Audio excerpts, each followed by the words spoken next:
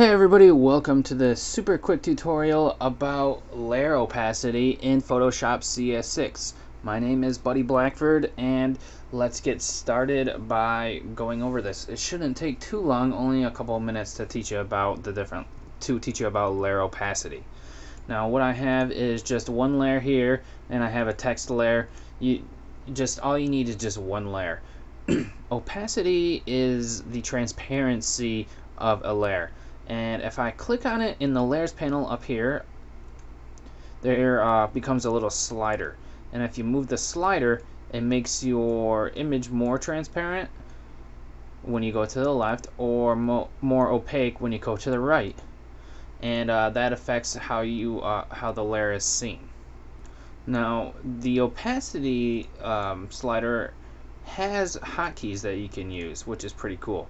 If you press 1, it's going to change the opacity to 10%. So let me go onto the layer here and press 1, and it set the opacity to 10%. If I hit 4, it's going to change it to 40%.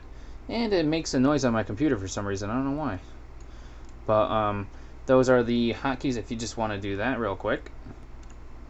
So you can change the opacity of any layer except for a background layer or a locked layer. However, if you want to change the opacity of the background layer, all you need to do is unlock it and then you can apply the opacity that way. So opacity affects layer styles and blending modes. Just remember that. While this fill opacity here, which is this, let me go back to my layer here.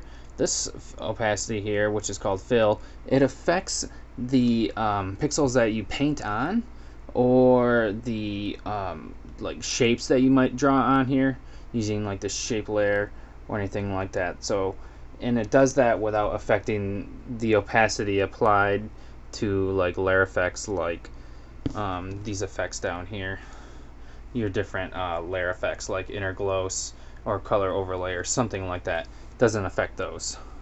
So that's it for opacity. It was really quick, really easy, and I thank you for watching. Have a good one, everybody.